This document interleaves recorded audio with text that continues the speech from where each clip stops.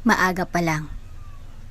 Gising na si Clarice Navarro habang nagluluto ng lugaw para sa kanyang inang si Aling Delia na may iniindang diabetes at hika. Hindi niya maiwasang mapaluha.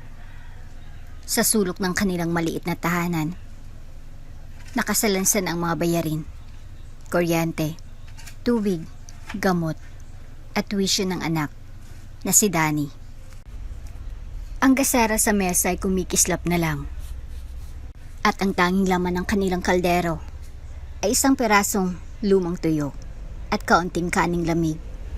Ngunit sa gitna ng kawalan, pilit pa rin niyang pinapanday ang lakas. Matapos niyang halikan sa noo ang anak at ina, pinunasan niyang maigi ang kanyang uniforme. Ang iisang Burger Works polo na wash and wear lamang. Kupas na ito. Halos hindi na matingkad ang logo. At ang kwelyo ay may maninipis ng hibla sa gilid. Ngunit malinis ito at pinagtatahi-tahi ng pag-asa. Pagdating sa restaurant, sinalubong siya ng ingay ng service bell. Ang pamilyar na amoy ng mantika, burger patties, at mga bulong-bulungan. Uy, ayan naman si wash and wear girl. Bulong ni Janine, isang cashier, habang pasimpleng itinuro si Clarice kay Marco. Si Marco, na kuan-ebelay sa pagsasanitize ng counter, ay ngumisi. Grabe, Clarice. Hindi pa nagpapalit yan? Ilang taon na yung polo mo? Baka pag niyakap ka ng customer, magka-allergy. Siguro tipid move? One uniform fits all shifts. Sabay hagikik nila. Ilang crew din sa kitchen ang nagtawanan. Napayuko si Clarice at dumiretso sa locker area. Pilit pinipigil ang luha. Hindi ito ang unang beses na pinagtawanan siya. Ngunit sa araw na iyon, mas ramdam niya ang bigat. Dahil kagabi, nagbanta siya ng lumang cellphone ni Danny para makabili lang ng gamot ng ina. Hinaplos niyang damit, pinilit ngumiti sa salamin, at bumulong. Kaya mo to, Clarice. Sa gitna ng kanyang shift. Order up, table 5. Sigaw ng chef mula sa kitchen. Agad niyang kinuha ang tray at dinala sa isang pamilyang kumakain. Enjoy po, sir, ma'am. Masigla niyang bati. Ngunit sa gilid ng kanyang paningin, may isang bagong pasok. Isang matandang lalaki, payat, may dalang tungkod, at halatang hirap maglakad. Tumayo siya sa gilid ng counter, pinagmamasdan ang menu na tila hindi niya maintindihan. Ano pong order niyo, Lolo? Tanong ni Marco, ngunit ang tono ay halatang mapanghamak. Isang regular na burger lang, iho. Tsaka soft drinks kung kaya. Sagot ng matanda, halatang nahihiya. Nagsimulang magbilang ng barya si Mang Ben. Kalansing ng barya ang tanging tunog sa gitna ng katahimikan. Ngunit makalipas ang ilang sandali, tumigil siya. Ay, kulang pala. Mahinang sabi niya. Pasensya na lang, iho. Marco smirk. Di wag na po kayong umorder kung kulang pala. Hindi po ito karinderya. Tila nasamid ang katahimikan ng buong counter. Tumayo si Clarice at lumapit. Marco, tama na. Bakit? Baka pati yan. Ikaw ang bayaran. Parang uniform mo lang yan. Outdated pero pinipilit pa rin isingit. Huminga ng malalim si Clarice. Kinuha ang card mula sa bulsa ng kanyang kupas na uniforme. At hinarap si Mang Ben. Ako na pong bahala, Lolo. Clarice, hindi pwede yan. Bawal magbayad ng order ng customer sa sarili mong bulsa. Bulyaw ni Marco. Ngunit hindi siya natinag. Hindi ko kayang hayaan ng isang matanda na umalis na gutom. Tahimik ang buong counter. Si Mang Ben, napatingin kay Clarice, at hindi napigilang maluha. Maraming salamat, Iha. Pagpalain ka. Sa malayo, mula sa opisina, nakasilip si Leandro assistant manager ng branch. Hindi siya natuwa. Agad siyang nagtungo sa opisina at tinawag si Clarice pagkatapos ng kanyang shift. Clarice. Panimula ni Leandro. Malamig ang boses. Hindi ko na kailangang ipaliwanag. Alam mong nilabag mo ang patakaran. Sir, isang beses lang po at hindi ito usapin ng puso. Patakaran ito ng kumpanya. Pasensya na. Ikaw ay terminated. Effective today. Bagsak ang mundo ni Clarice. Parang tinanggal sa kanyang tanging sandigan ng kanyang pamilya. Walang salitang makapagpapagaan sa bigat ng naramdaman niya. Habang lumalabas siya sa branch, dala ang pulang apron na piniga ng kanyang luha. Hinarap niya ang mainit na araw na tila mas mainit kaysa dati. Sa gilid, si Marco at Jeninay nagbulungan pa. Kasi nga, feeling mabait, kaya ayan, tanggal. Ngunit sa kabila ng lahat, hindi siya nagsisi. Dahil sa gitna ng lahat ng hirap, pinili pa rin niyang gumawa ng tama. At iyon ay hindi kailanman magiging mali. Pagka-uwi ni Clarice, tila mabigat ang bato ng bawat hakbang niya sa makipot na eskinita. May buhol sa kanyang dibdib, habang ang kanang kamay ay mahigpit na nakakapit sa plastic na pinaglagyan ng kanyang kupas na apron at sobre ng huling sahod. Sa bawat yabag, kumakabog ang puso niya. Hindi sa pagod kundi sa takot. Takot sa kinabukasan. Takot sa hindi niya alam kung anong susunod. Sa pintuan ng kanilang maliit na barong-barong, sumalubong ang marahang tinig ng kanyang ina. Si Aling Delia, na nakaupo sa lumang sofa, maputla, payat, at may hawak na bote ng maintenance medicine. Kalahating laman na lang. Ayan ang anak kong masipag. Mahina nitong bati, pilit ang ngiti. Ngunit agad nitong napansin ang pamumutla at bakas ng pagod sa mukha ng anak. Anak? Anong nangyari? Hindi nakasagot si Clarice. Napaupo siya sa tabi ng ina at biglang tumulo ang mga luhang kanina pa niyang pinipigilan. Yumakap siya rito ng mahigpit, buong araw niyang tinatagan ng sarili, pero sa yakap ng ina, naglaho ang lahat ng pagpipigil. Nay, wala na po akong trabaho. Bulong niya sa gitna ng paghikbi. Napasinghap si Aling Delia. Ngunit wala itong sinabing pangaral. Wala ring tanong. Sa halip, hinaplos lamang nito ang buhok ni Clarice, paulit-ulit. Para bang inalo ang sugat ang anak. Tahimik lang ang mag-ina, parehong umiiyak, ngunit parehong nagpapalakas. Ilang saglit pa, bumukas ang pintuan ng maliit na silid ni Danny, ang anak ni Clarice. Bitbit nito ang kanyang inhaler at isang sulat. Mama, kinuha ko na po yung reseta sa kapitbahay. Sabi po nila baka pwedeng ipa-deliver na lang sa suking butika. Napilitan si Clarice ngumiti. Salamat anak. Butit na alala mo. Ngunit sa loob-loob niya, nasasaktan siya. Paano niya mababayaran ang gamot na iyon kung wala na siyang sahod sa susunod na linggo? Hindi pa man siya nakakasagot sa tanong sa sarili. Biglang nanlambot ang katawan ni Aling Delia. Napayuko ito at kinabig ang dibdib. Nay? Nay! Danny, tawagin mo si Ate Linda. Sabihin mo dalhin yung tricycle. Sigaw ni Clarice habang niyayakap ang ina. Hindi niya na inantay pa. Sa kabila ng panginginig ng tuhod, binuhat niya ang kanyang ina palabas ng bahay. Wala siyang pakialam kung anong damit niya ay marumi o ang tsinelas niya ay butas. Ang mahalaga, may ligtas si Aling Delia. Pagdating sa pinakamalapit na ospital, halos napaluhod si Clarice sa receptionist. Ate, emergency po. Bumagsak po ang sugar ng nanay ko. Diabetic siya, please. Kailangan niya ng insulin. Nanginginig na sabi niya. Teka lang po ma'am, may admission fee po muna. Wala pa akong pera ngayon, pero maawa naman po kayo. Baka pumamatay ang nanay ko. Nakita ng nurse ang kalagayan ni Aling Delia. Agad itong lumapit at tinulungan sila. Sige, admit na to. ICU agad, emergency to. Dinala sa loob si Aling Delia habang si Clarice ay naiwan sa labas. Nakaluhod, humahagulhol. Sa tabi niya, si Danny yakap ang nanay, parehong tahimik na umiiyak. Matapos ang ilang oras ng gamutan, lumabas ang doktor. Stable ng nanay mo. Bumaba lang talagang sugar. Mabutit na isugod agad. Walang salitang kayang makapantay sa ginhawang naramdaman ni Clarice. Salamat po, Dok. Salamat talaga.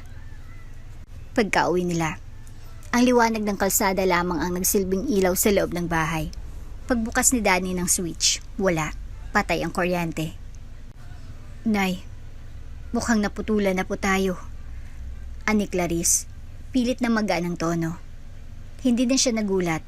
Matagal niya nang pinagsasabay-sabay ang bayarin.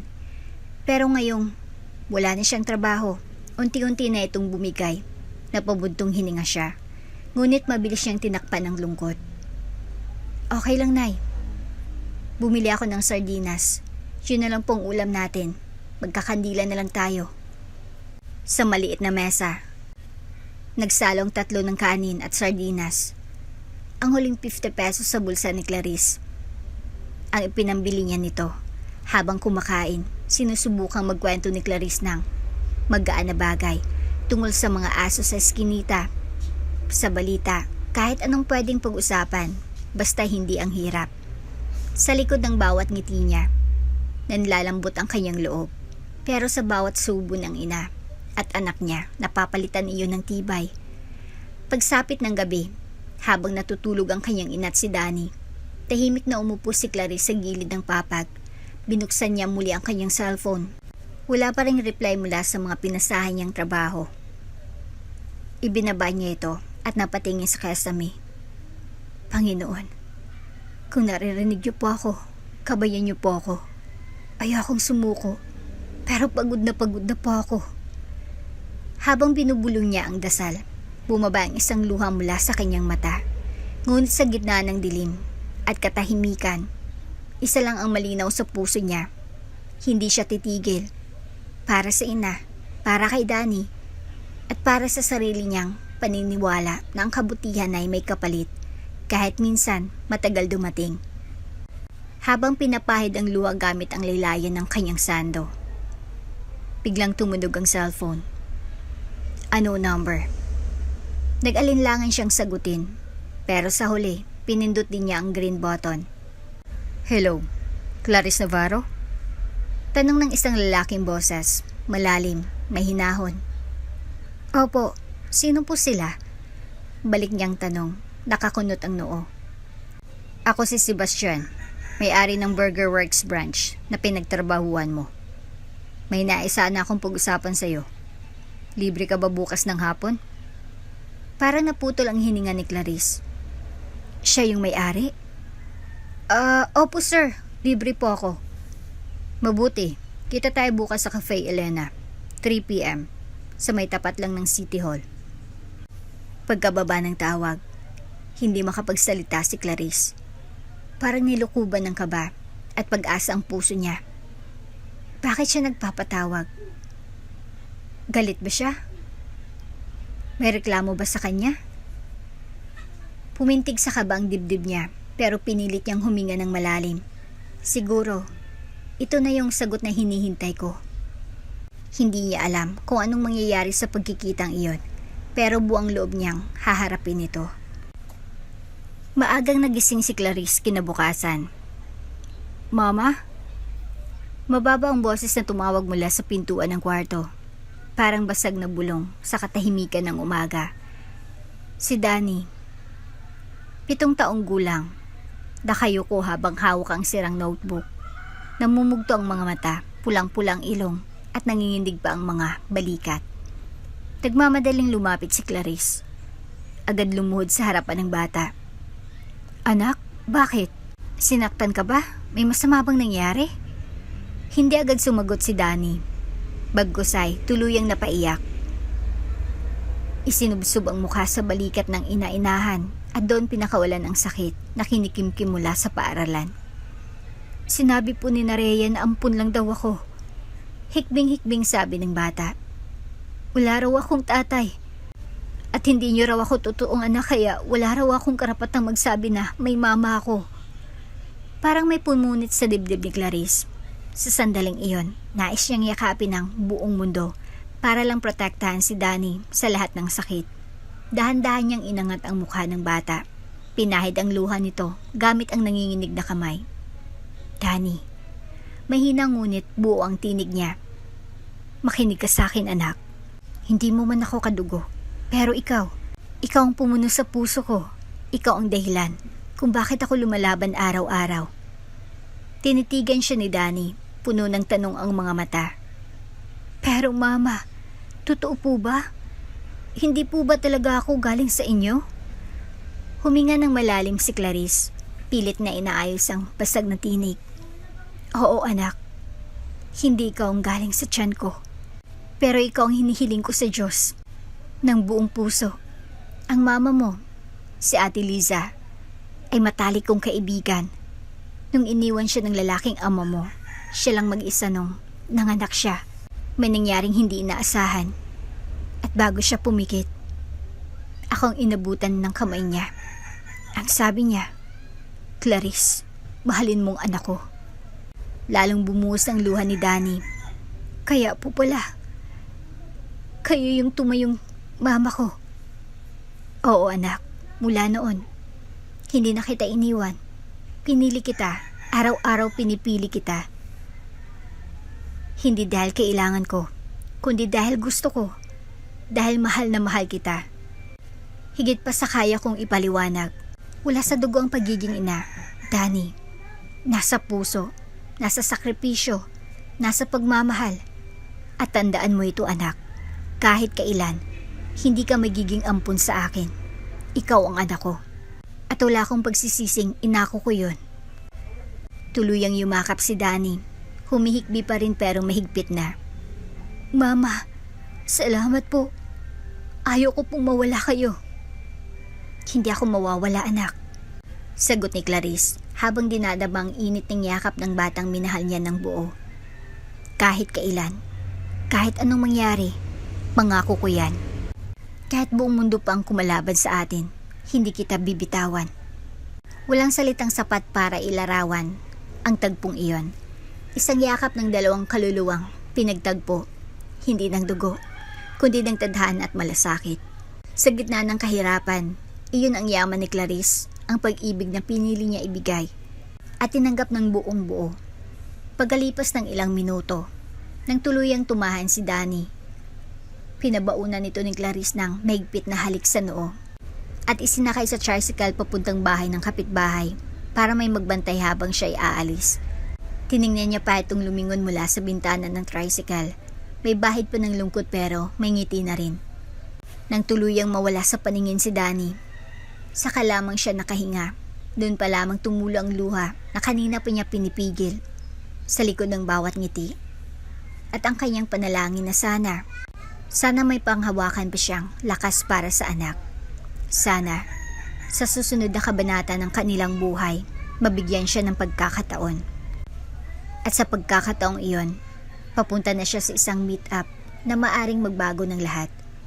Muntik na siyang hindi makaalis, pero ngayon, mas determinado siyang patunayan na kaya niyang itaguyod ang pamilyang pinili niya kahit gaano pa kahirap ang daan.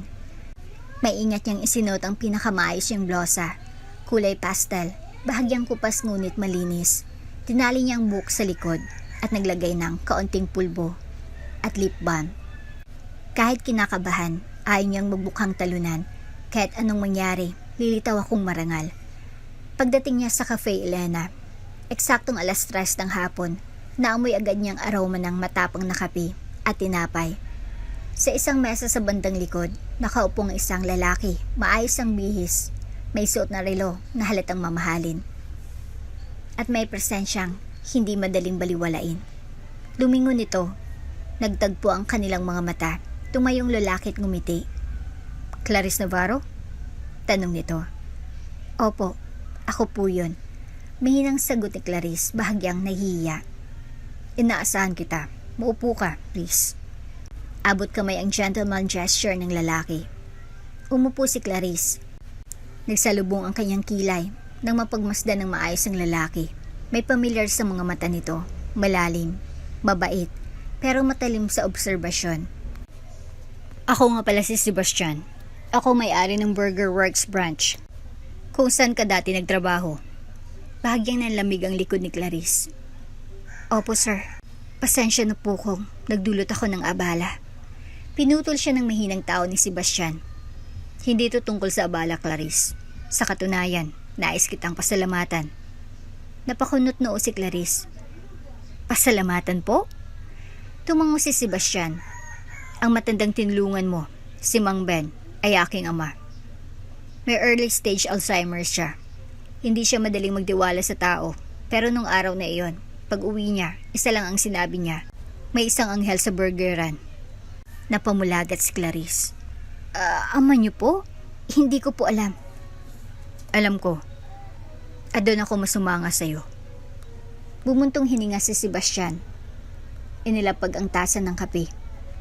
Nabigla ako nang mabalitaan kong tinanggal ka dahil sa pagtulong sa kanya.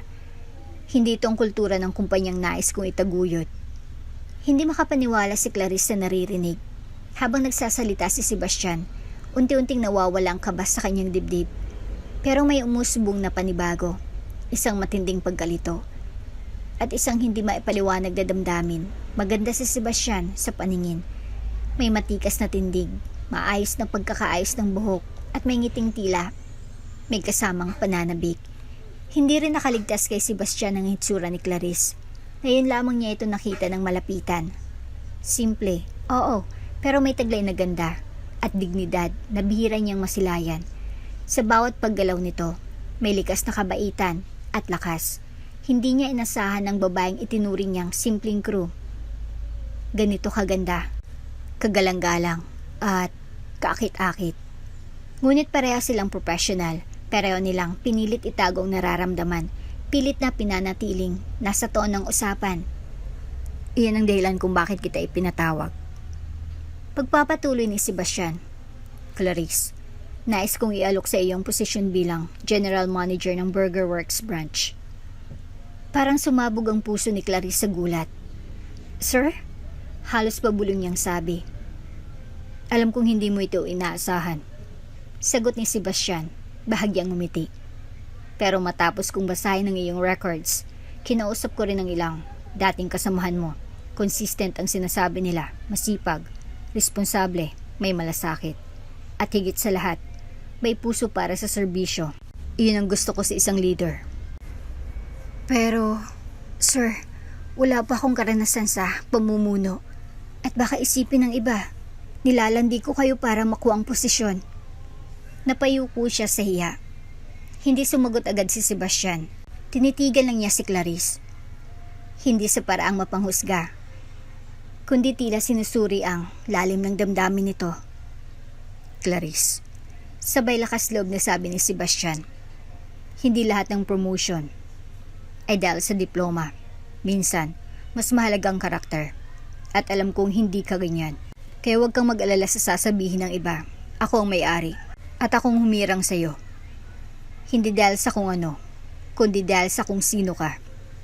Napaluha si Clarice. Agad niyang pinunasan iyon. Maraming salamat po, sir. Gagawin ko po ang lahat ng makakaya ko. Pangako po, hindi ko kayo bibiguin. Tumayo si Sebastian at inabot ang kanyang kamay. Malugod kitang tinatanggap bilang bagong general manager, Miss Navarro. Ngumiti si Clarice at tinanggap ang kamay nito.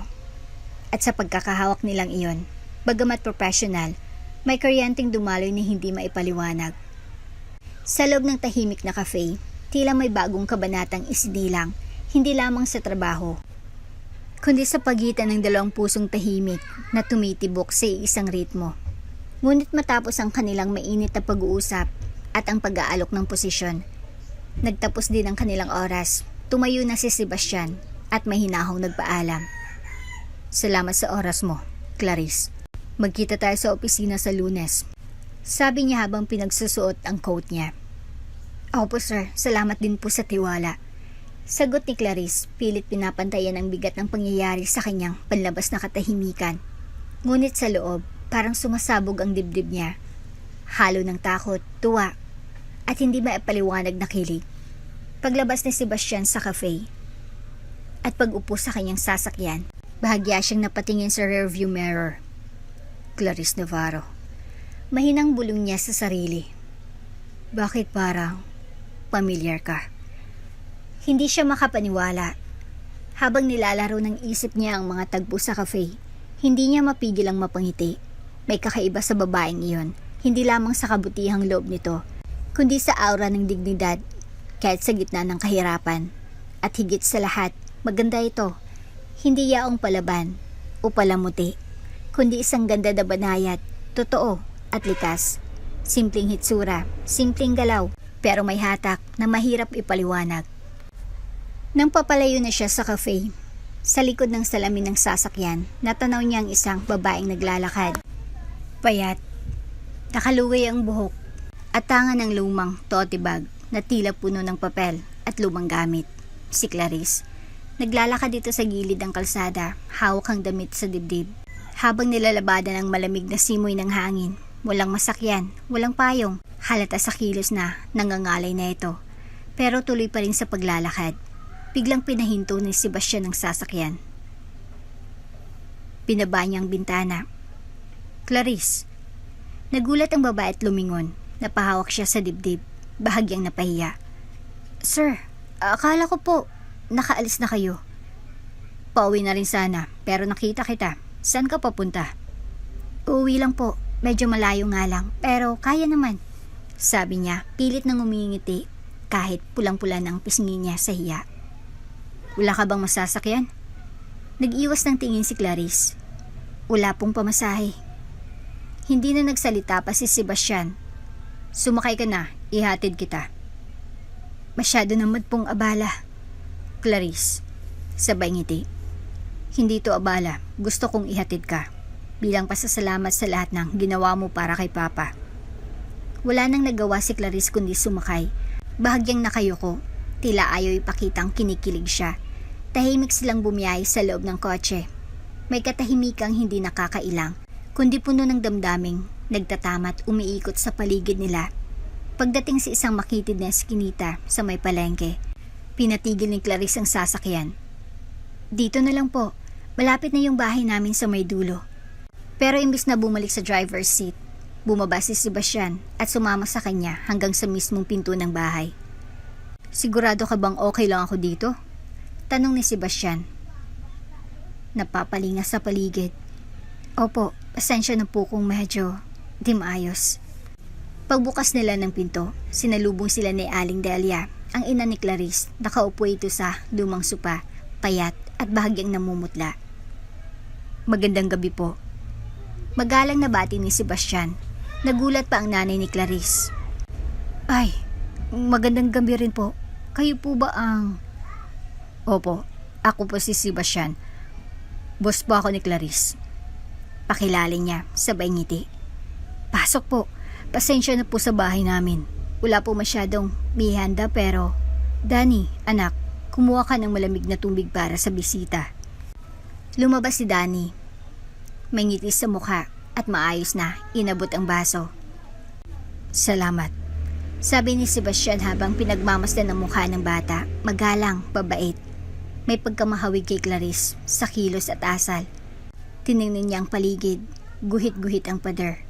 May ilang bahagi ng kesame na tila tumutulo kapag umuulan at ang liwanag ay galing lang sa iisang bumbilya. Ngunit sa kabila ng kawalang luho, may isang bagay siyang malinaw na nakita. May pagmamahalan sa loob ng tahanang ito. Walang yabang, walang reklamo, kahit kapos, puno ng malasakit sa isa't isa. Paglabas siya ng bahay makalipas ng ilang minuto, tulala si Sebastian habang naglalakad pabalik sa kanyang sasakyan. Sa isip niya, tamang naging desisyon ko. Hindi dahil sa awa, kundi dahil karapat-dapat siya, si Clarice Navarro, ang babaeng may ginto sa puso. At sa pag-start ng kanyang sasakyan, isang bagay ang malinaw sa puso niya.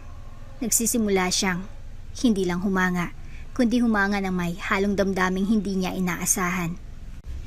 Maaga pa lang ay gising na si Clarice. Hawak ang tasa ng kapeng barako. Nakaupo siya sa kusina habang pinagmamasdan ang unti-unting pagsikat ng araw sa likod ng bintana.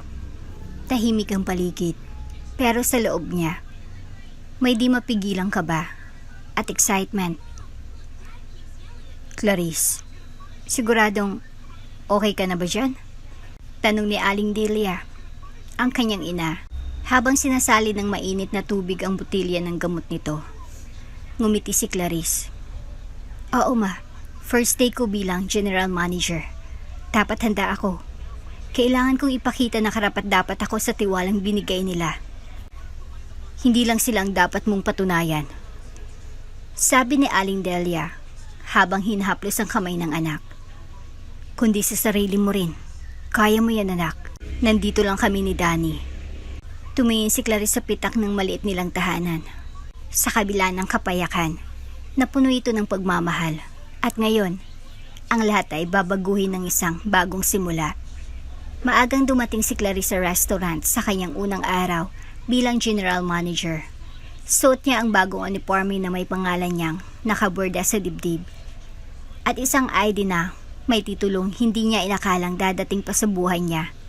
General Manager. Huminga siya ng malalim bago pumasok sa pamilyar na pintuan ng Burger Works. Ngayon ay may bagong papel, bagong responsibilidad, at bagong pag-asa. Pero bago pa man siya makapasok sa opisina, ramdam niya na ang malamig na tingin ng ilan. Mga dating kasamahan na ngayon ay magiging bahagi ng team na kanyang pamumunuan. May bulungan sa sulok. May hindi pagtatago ng pagdududa sa kanilang mga mata. Paano naging manager yan? Crew lang siya dati. Baka may connection yan kay boss. Narinig niya, ramdam niya, pero hindi siya patitinag. Magandang umaga sa inyong lahat. Bungad niya habang papasok sa kitchen area. Kumpiyansado ang tinig, ngunit may bahagyang kaba. Excited akong makatrabaho kayong muli. Ngayon sa bago nating yugto. Walang masyadong tugon, may ilan lang ang tumango. Si Marco Reyes, ang lead shift supervisor, ay nagpakawala ng pilit ng ngiti. Si Lisa, ang cashier, ay bahagyang sumaludo, pero karamihan ay nanatiling tahimik. Okay lang, isip ni Clarice.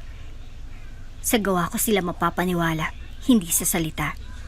At iyon nga ang ginawa niya. Sa buong araw, hindi siya tumambay sa opisina.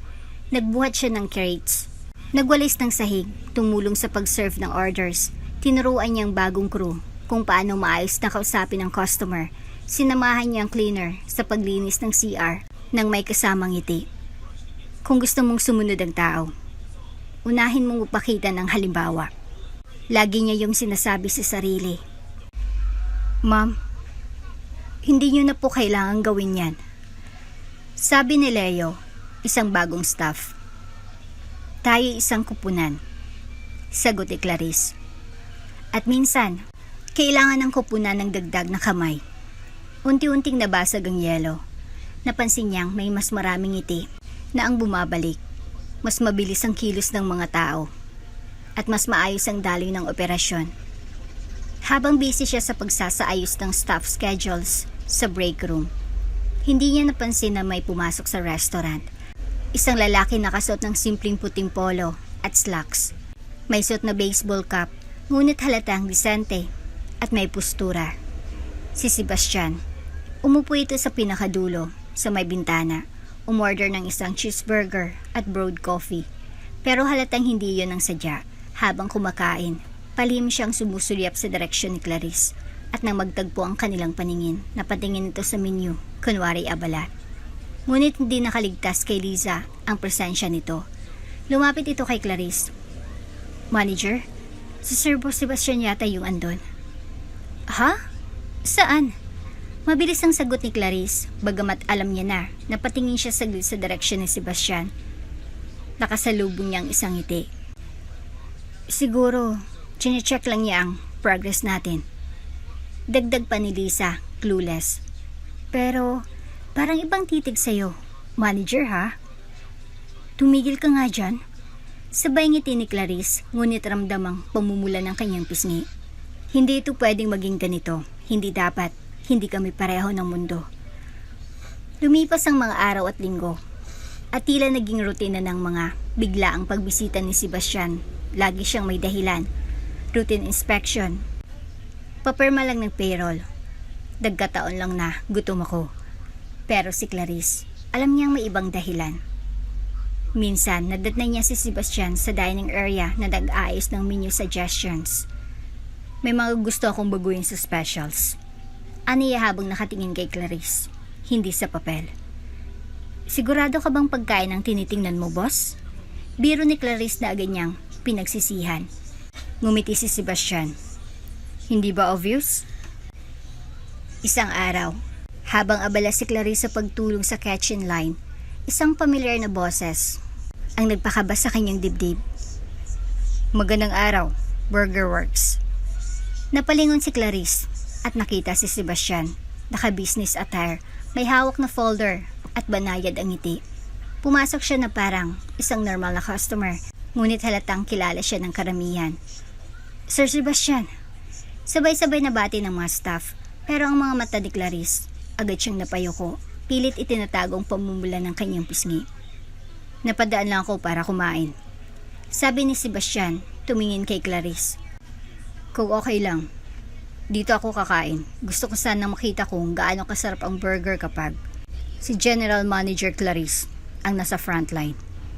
May mga pasimpleng kilig sa staff, lalo na nang mapansin nilang tila madalas na ang sulyap ni Sebastian kay Clarice. Ma'am, mukhang special visitor mo yan. Bulong ni Lisa habang kinikindatan siya. Tumigil ka dyan. Pabulong at pailing na sagot ni Clarice, pero hindi may tanggi ang ngiti sa kanyang mga labi. Sa buong araw na iyon, madalas bumisita si Sebastian, minsan may dalang kape para sa buong team, minsan ay simpleng obserbasyon lang, ngunit kay Clarice, malinaw ang pakay. Gusto niya itong makitang nagtatagumpay. Kahit pilit niyang inilalayo ang loob, may isang bahagi ng puso ni Clarice na bumibigay, lalo na kapag nakikita niyang sa bawat sulyap ni Sebastian, may halong paghanga at pag-aalaga. Pagkatapos ng shift, habang nagkakape si Clarice sa loob ng opisina, may kumatok. Bumukas ang pinto, si Sebastian. Great work today. Ani Sebastian habang iniabot ang isang papel. Ano po ito? Tanong ni Clarice.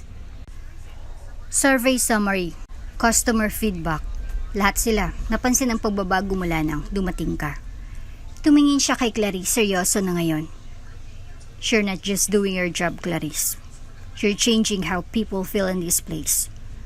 Nagtama ang kanilang mga mata, sandaling katahimikan, isang tensyon na punong-puno ng hindi binibigkas na damdamin.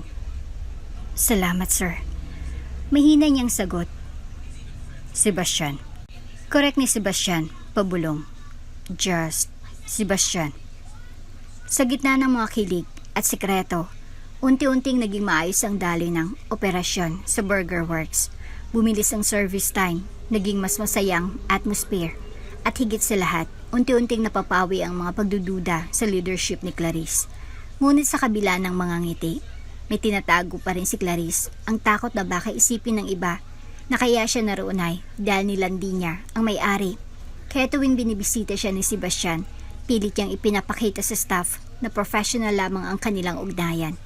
Pag-uwi niya tuwing gabi, tinitingnan niya ang larawan ng kanyang ina na nasa ospital at ang anak niya na natutulog habang may inhaler sa tabi ng kama. Kailangan kong maging matatag para sa kanila. Hindi ko pwedeng hayaan na masira ang pangalan ko. Hindi ako narito dahil sa kung anuman. Narito ako dahil pinili ko ang tama. At kung minsan, kapag wala ng ingay ng restaurant at siya na lang ang naiwan sa dining area, iniisip niya si Sebastian. At bagamat hindi niya inaamin, hindi pa.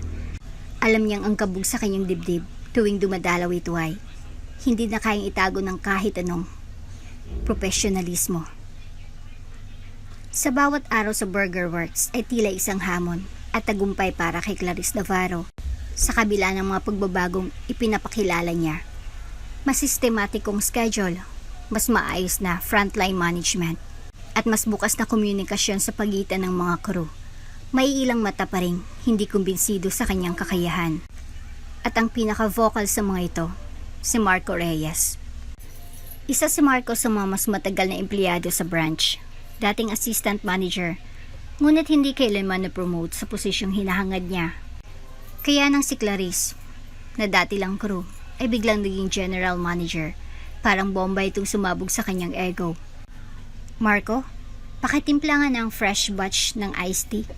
Ubus na sa dispenser. Mahinahong utos ni Clarice habang sinusuri ang checklist. ng operating crew. Nag-angat ng tingin si Marco mula sa pag-aayos ng fries. Di ba yan ang trabaho ng utility? Bakit ako? May emergency si Lani. Hindi siya nakapasok. Kailangan lang natin ng tulungan ngayon. Paliwanag ni Clarice, magaan ang tono. Pilit ang ngiti ni Marco. Aba, general manager ka nga. Marunong ka na rin mag-utos ng labis. Hindi na lamang siya pinatulan ni Clarice, pero naramdaman niyang tensyon, isang simula ng panibagong hamon. Manager Clarice, tawag ni Lisa habang may hawak na tray. Ay customer complaint po. Galit na galit sa burger niya. Kulang daw sa toppings at malamig. Agad na nilapitan ni Clarice ang customer at nagpakumbaba. Pasensya na po. Kami na po ang bahala. Papalitan namin agad ang order niyo. Ngunit habang inaayos, may narinig siyang bulungan mula sa likod ng counter. Hindi kasi marunong magpatakbo. Nagmamaganda lang yan. Ani Marco sa kasamahang, si Trina. Bahagyang tinatakpan ng bibig pero hindi sapat para hindi marinig. Clarice, wika ng district supervisor habang hawak ang isang folder ng reports. May 3 likramong natanggap sa head office tungkol sa branch nyo. Poor service, matagal na release, at kulang sa inventory. Anong nangyayari? Napakurap si Clarice. Sir, inaayos po namin ang sistema. May kaunting delay dahil sa adjustment, pero wala pong intentional na kapabayaan. Si Marco ang nag-submit ng report. Ayon sa kanya, marami kang hindi nababantayan dahil masyado kang hands-off. That's not good. Dagdag ng supervisor, seryosong tono. Parang tinapunan ng malamig na tubig si Clarice. Hands-off? Halos araw-araw nga siyang nasa frontline. Paglabas ng opisina, sinalubong siya ni Marco, nakangiti. Okay ka lang, Clarice? Mukhang pinagalitan ka. Hindi siya sumagot, pinili niyang dumaan, ngunit ramdam niya ang panginginig ng kanyang kamay. Pinaglalaroan niya ako. Habang nagpapahinga, napansin ni Clarice ang ilang staff na biglang tumatahimik nang dumaan siya. Baka nga may connection lang talaga siya kay Sir Sebastian. Narinig niyang bulong ni Trina. Lakas ng loob maging manager tapos ganyan. Hindi niya na napigilan, lumabas siya sa lounge. At nagkulong sa opisina, pinilit niyang pigilan ng pagluha. Ngunit sa likod ng kanyang pagod at sakit, buwang kanyang pasya. Hindi siya susuko. Nagbukas ang pintuan ng restaurant habang siya ay nagbibilang ng inventory. Si Sebastian, suot muli ang paboritong cap. Napadaan lang ako. Aniyang ngumiti. Okay ka lang? Hindi siya sumagot agad, tumango lang si Clarice, pero hindi nakaligtas sa matalas na mata ni Sebastian ang pamumugto ng kanyang mata. May problema ba? Tanong nito, may pag-aalala. Wala sir, normal lang napagod, marami lang akong inaayos. Sabay ngiting pilit ni Clarice, tumango si Sebastian ngunit hindi na nagpumilit pa.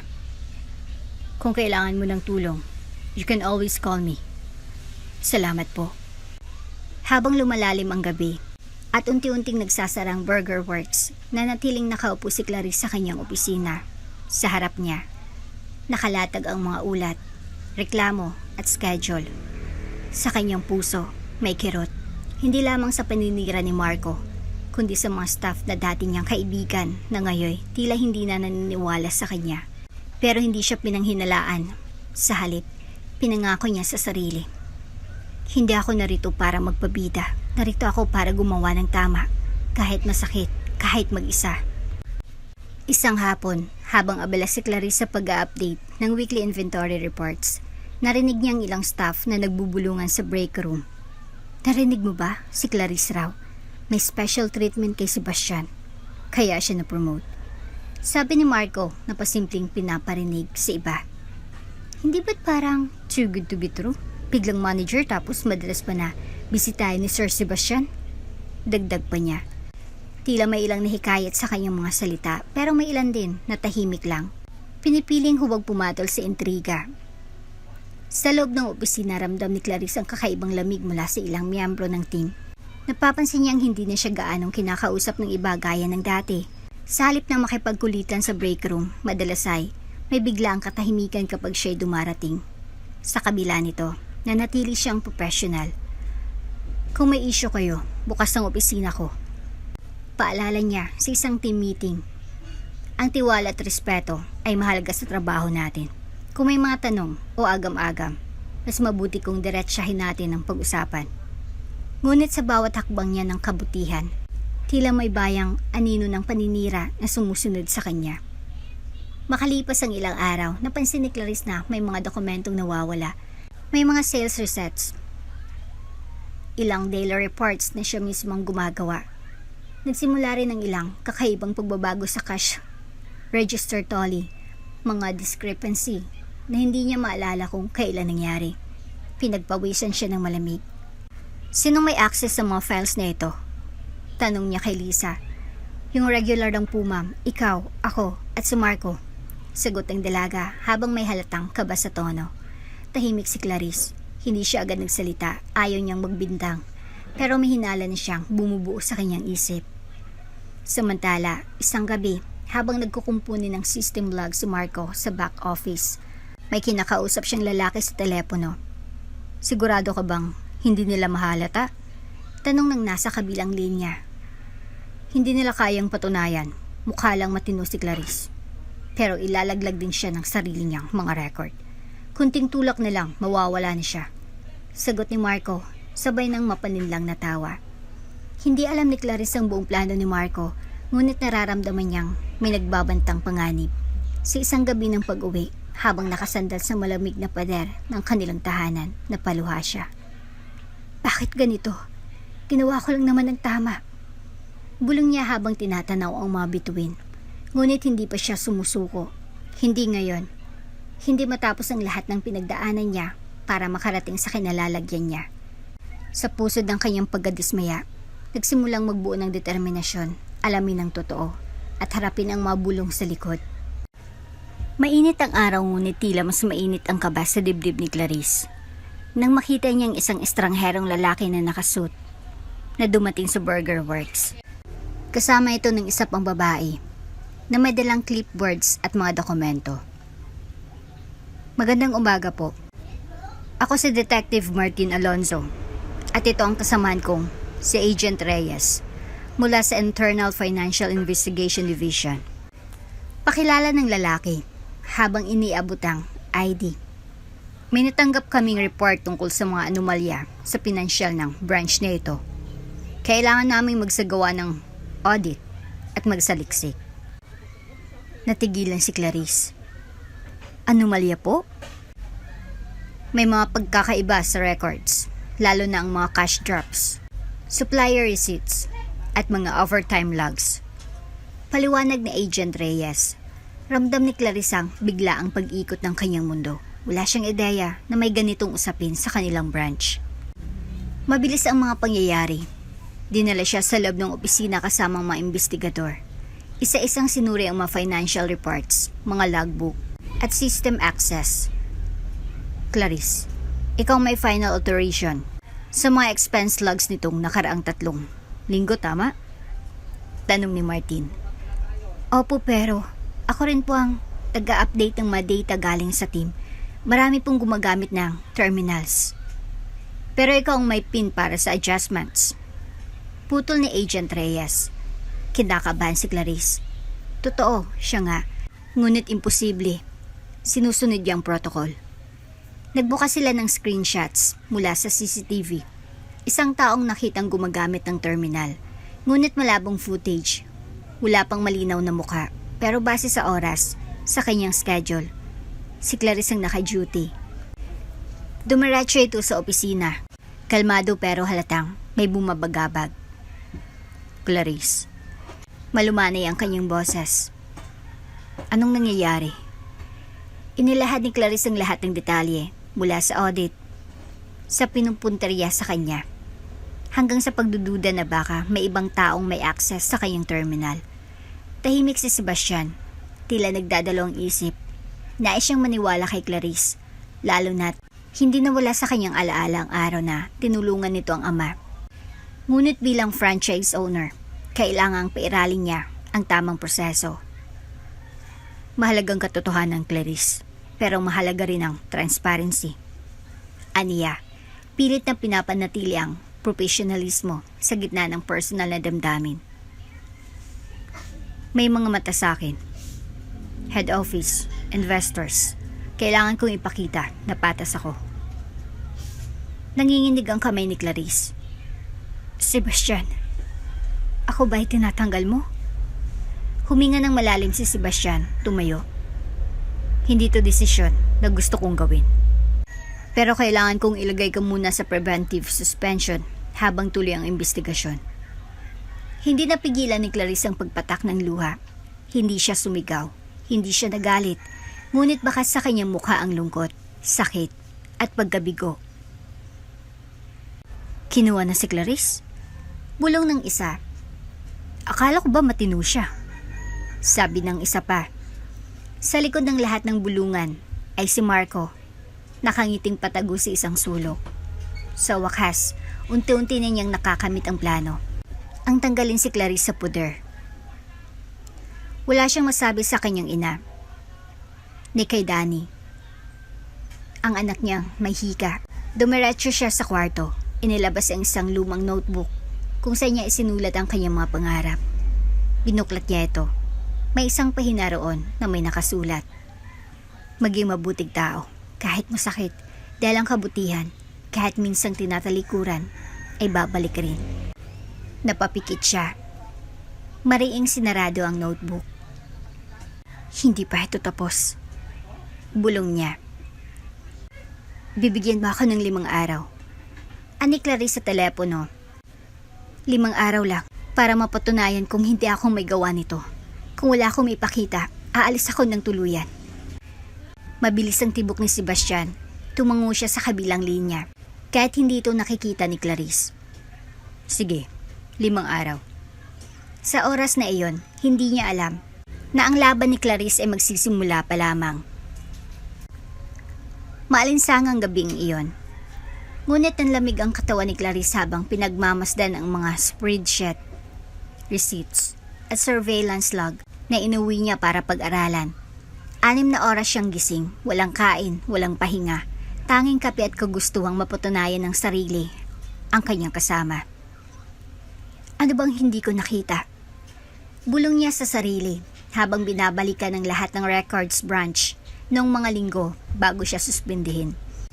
Nasa listahan ang mga resibong, may double entries, mga cash out request na hindi siyang lumagda, at isang delivery log na nagpapakita ng item na hindi naman kailanman dumating sa kusina.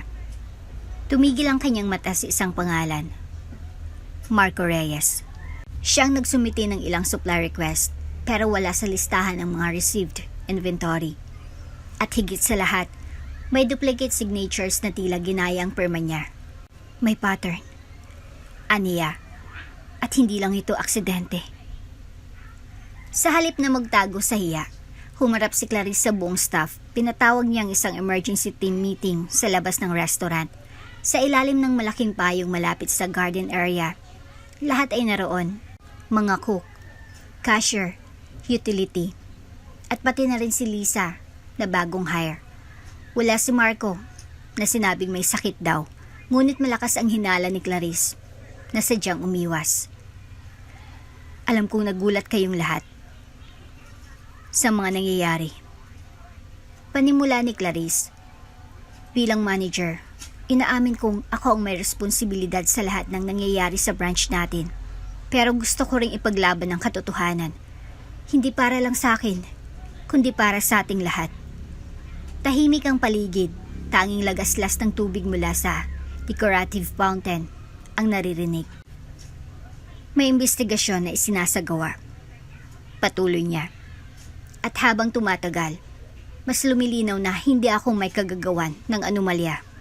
May mga dokumentong peke at pinapalabas na akong gumawa. Pero lalaban ako, hindi lang para sa pangalan ko, kundi para sa kabuuang integridad ng lugar na to. Tumango si Leandro, isang cook. Manager, Clarice, kung kailangan nyo ng tulong, sabihin nyo lang. Hindi ko kayo nakitang lumiban, ni minsan, kahit may sakit pa kayo. Salamat. Sagot ni Clarice na may ngiti sa gitna ng pagod. May dalang mga ebidensya, printed screenshots, photocopy ng mga perma, at report ng isang empleyadong handang magsalita na nakita raw si Marco na gumagamit ng terminal gamit ang PIN ni Clarice habang nasa storage area ito. Pinakita niyang lahat kay Sebastian. Tahimik ito habang nagbabasa, matagal bago nagsalita. Hindi ko alam kung matutuwa ako o masisindak sa determinasyon mo. Ngumiti si Clarice. Mapait ngunit may halong tapang. Gagawin ko ang lahat para maprotektahan ang lugar na to. At kung sa huli, mapatunayan na may pagkukulang ako, tatanggapin ko. Tumango si Sebastian. Bibigyan natin ng due process. Huwag kang mag-alala, hindi kita pababayaan.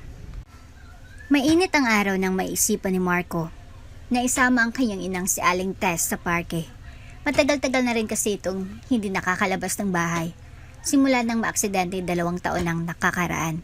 Matapos bumili ng taho, naupo silang mag-ina sa ilalim ng isang puno habang masinsing nang nagkukwentuhan. Ano na ulit ang pangalan ng manager niyo sa Burger Works, anak? Tanong ni Aling Tess habang hinihigop ang mainit na taho. Clarisma, bakit niyo natanong? Sagot ni Marco, sabay subo sa kutsara. Ngunit bago pa makasagot ang ina, napatigil ito at napatitig sa di kalayuang bahagi ng parke. Anak, siya yun. Sabay turo ni Aling Tess sa isang babae na nakaupo, mag-isa sa isang bench, yakap ang kanyang bag at halatang umiiyak. Napalingon si Marco. Si Clarice. Siyang nagdala sa akin sa ospital noon. Nung naaksidente ako sa kalsada. Siya yung sumigaw para humingi ng tulong. Hindi ko siya malilimutan. Siya ang dahilan kung bakit buhay pa ako ngayon. Nanlaki ang mata ni Marco. Parang binuhusan siya ng malamig na tubig.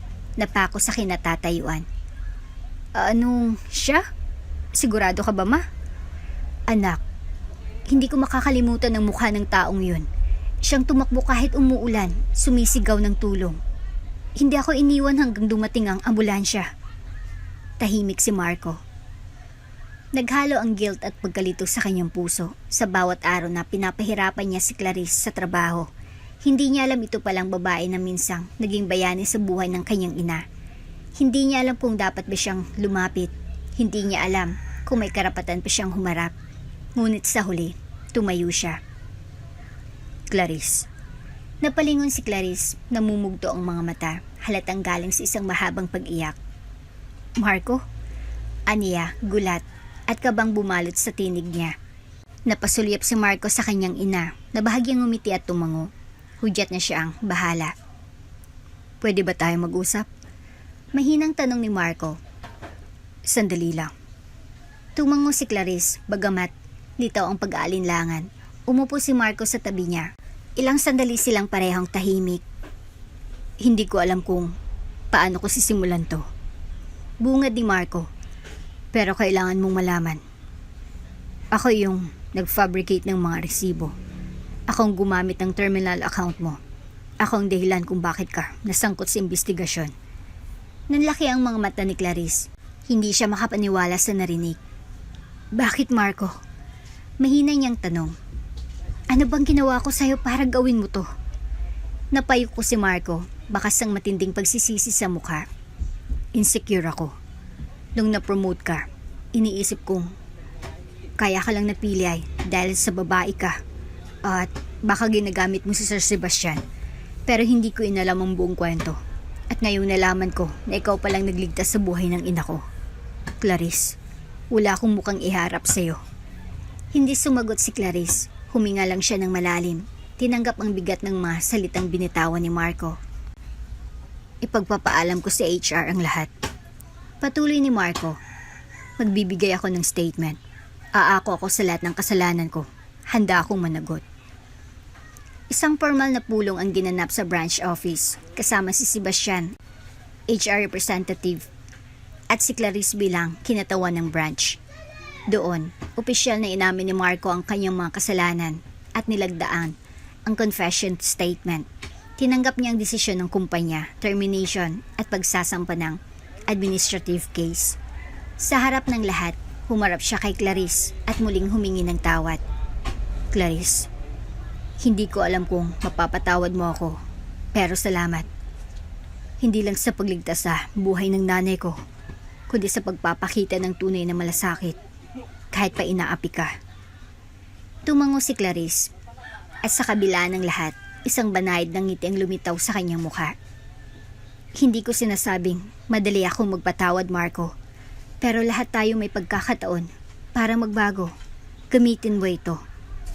Tumango si Marco, at sa kauna-unahang pagkakataon, gumaan ang loob niya.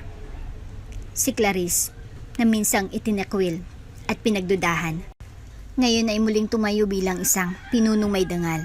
Sa harap ng bagong pag-asa at muling pagbangon, handa na siyang harapin ang susunod na hamon. Umaga.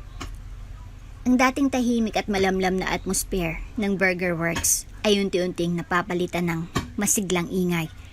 Tawanan ng mga crew, maaliwalas na musika sa background, at ang mabangong samyo ng bagong lutong burger.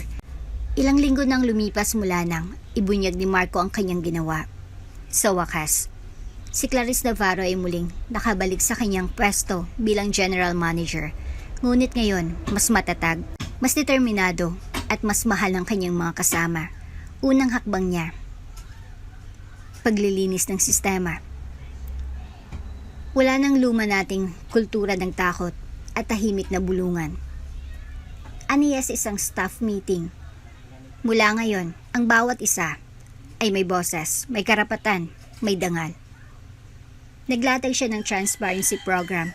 Lahat ng resibo, report at financial logs ay nakasulat sa isang shared dashboard na maaring ma-access ng mga department heads. Nagtatag din siya ng suggestion box na maaring gamitin kahit anonymous para mas mailabas ng mga crew ang kanilang saloobin, mungkahi at hinaing. Pero ang pinaka-pinagtutuunan niya ng pansin ay ang pagbawi ng tiwala ng publiko. Nagpa-install si Clarice ng open kitchen design kung saan kitang-kita ng mga customer ang pagluluto ng kanilang pagkain.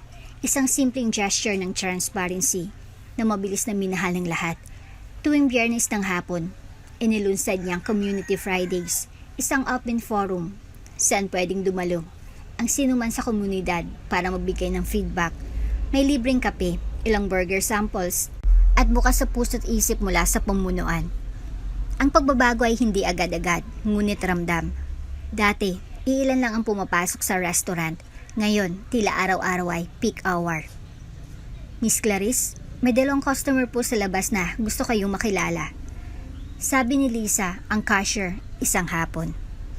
Paglabas niya, sinalubong siya ng dalawang taong may hawak ng kamera at mikropono.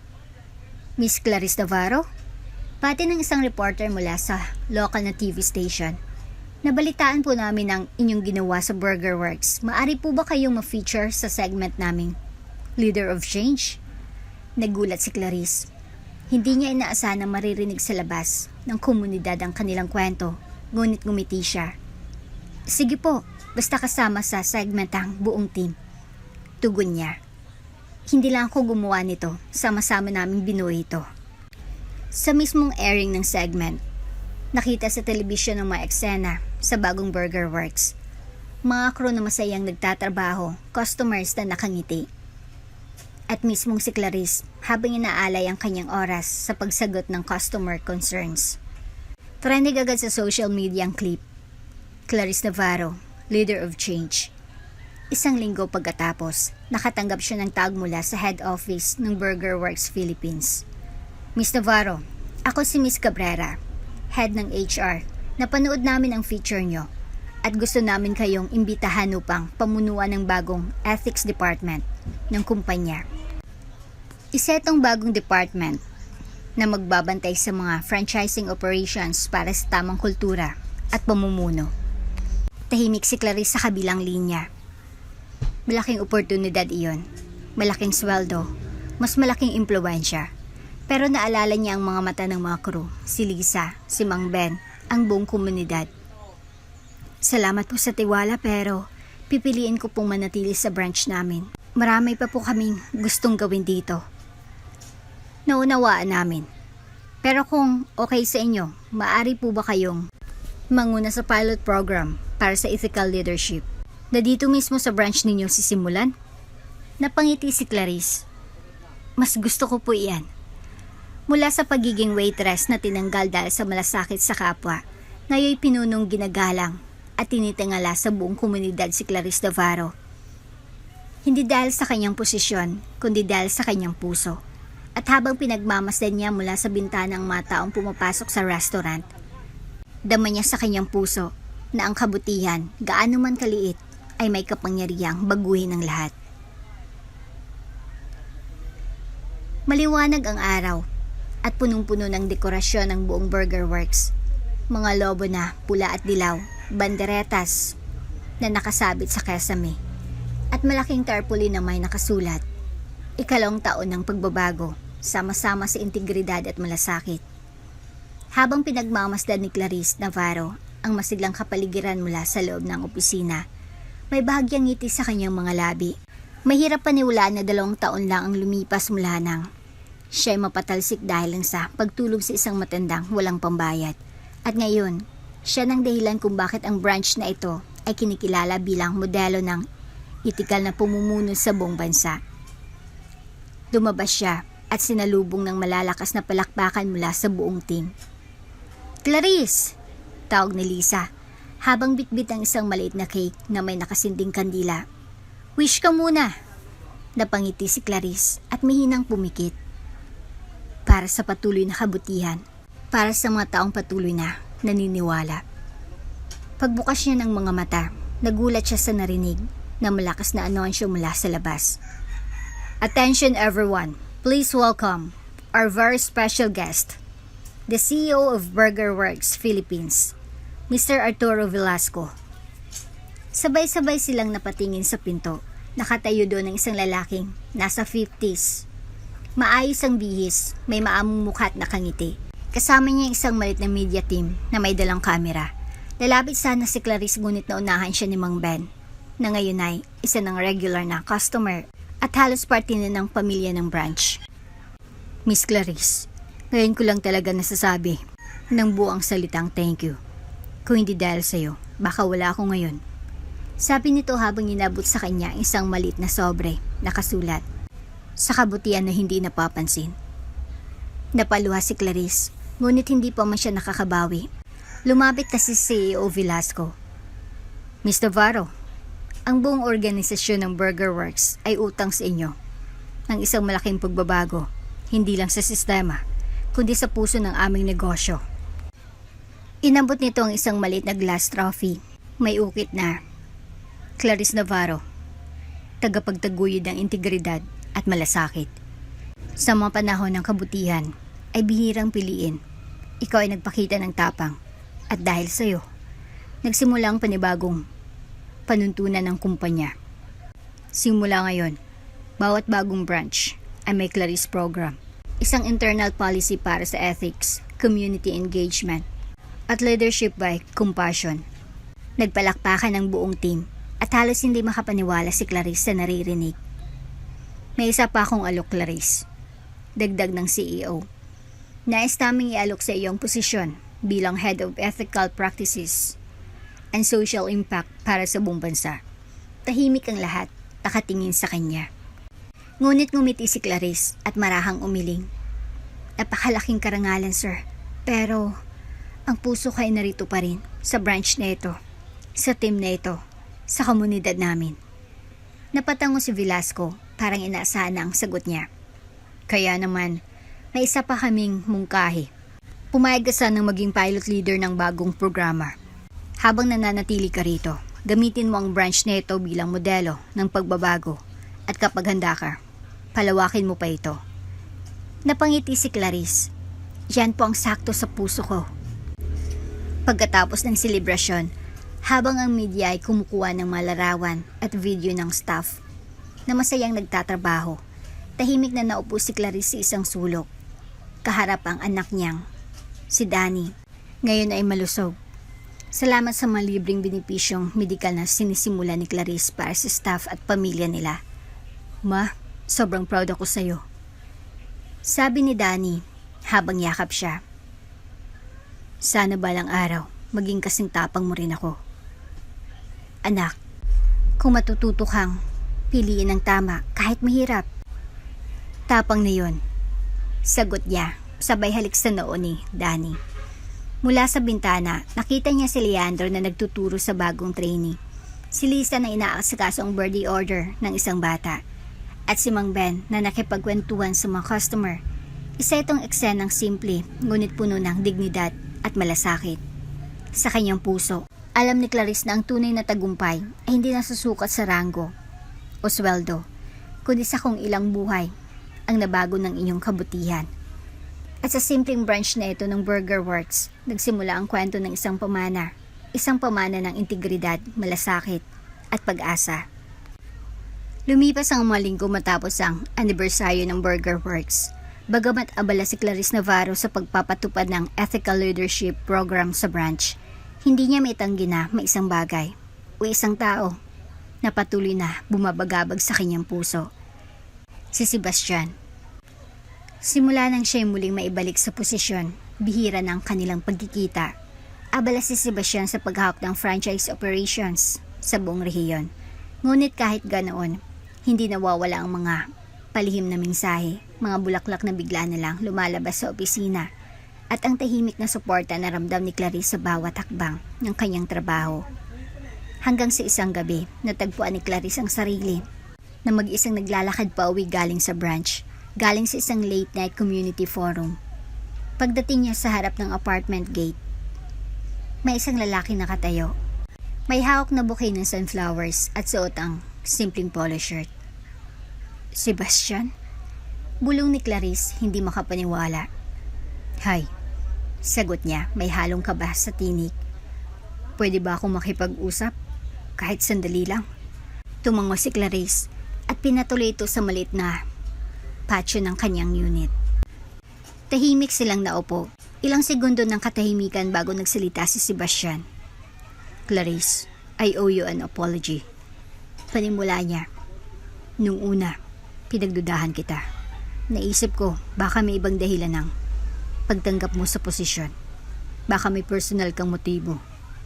At sa loob ng maikling panahon, pinagdudahan ko rin ang sarili ko.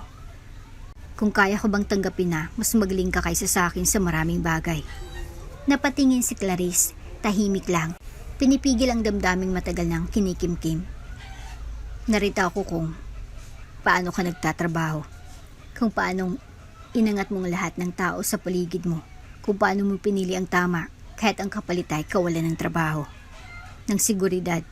At kahit ako ay may hawak ng titulo bilang may-ari. Ikaw ang tunay na pinuno. Sa totoo lang, ikaw ang nagligtas sa kumpanya ko. Binitawan ni Clarice ang isang mahinang ngiti. Hindi ko ginawa yun para mapansin mo. I know, sagot ni Sebastian. Kaya lalo akong humanga. Nagtamang kanilang mga mata sa gabing iyon. Parang huminto ang lahat ng ingay sa paligid. I came here because I don't want to keep hiding how I feel. Dagdag ni Sebastian. Clarice, mahal kita. Hindi dahil sa ginawa mo sa branch. Hindi dahil pinahanga mo ako. Mahal kita dahil sa kabuuan mong pagkatao. Sa tapang mo. Sa puso mo. Sa kung paano mo ipaalala sa mga tao na kahit sa simpleng burger joint, pwedeng may dignidad. Natulala si Clarice. Hindi niya inakalang maririnig niya ito mula kay Sebastian. Hindi madali ito para sa akin. Mahinang tugon niya. Ayokong isipin ng iba na umangat ako dahil may relasyon tayo. And to be honest, takot ako masaktan. Lumapit si Sebastian, dahan-dahang kinuha ang kanyang kamay. Hindi kita pipiliting, Clarice, pero gusto kong malaman mo. I'm all in, kung handa ka. Narito ako, hindi lang bilang partner sa trabaho, kundi bilang partner sa buhay. Tumigil siya saglit. May kinuha sa kanyang bulsa, isang maliit na velvet box. Dito na napanganga si Clarice. Clarice Navarro, sabi ni Sebastian habang lumuluhod sa harap niya. Alam kong hindi ito ang typical na simula ng love story, pero gusto kong tayong magtuloy. Will you marry me? Napatulo ang luha ni Clarice, ngiti na sumilay sa kanyang mga labi. Yes, bulong niya. Oo, Sebastian, oo. Ilang buwan nang makalipas, idinaos ang simpleng garden wedding sa likod ng Burger Works branch. kung saan nagsimula ang lahat, kasama ang buong staff, ang komunidad, si Mang Ben, sina Lisa, Marco, na ngayon ay isa ng masipag na assistant manager, at ang mga regular na customer. Ang aisle ay pinuno ng sunflower petals. Sa dulo nito, naghihintay si Sebastian, nakaitim na suit, habang si Clarissa ay nakasimpleng ngunit eleganteng puting damit. May makalumang lace at ngiti sa kanyang mukha na walang pantay. Habang binibigkas ng pare ang mga panata, tumingin si Clarissa paligid. Lahat ng taong naging bahagi ng kanyang paglalakbay, lahat ng dumaan sa harap, sakripisyo, at pagbabagong pinili niya. Sa puso niya, alam niyang tamang lahat ng desisyong ginawa niya. Sa bawat I do, at sa bawat palakpakan ng mga tao, isang bagay lang ang malinaw. Ang kabutihan, kahit maliit, ay kayang baguhin ang mundo. At sa burger joint na minsang naging saksi ng kanyang pagkakatanggal, isang bagong simula ang isinulat, isang kwento ng pag-ibig, malasakit, at walang hanggang pag-asa. At dito na nga po nagtatapos ang ating kwento. Hanggang sa muli.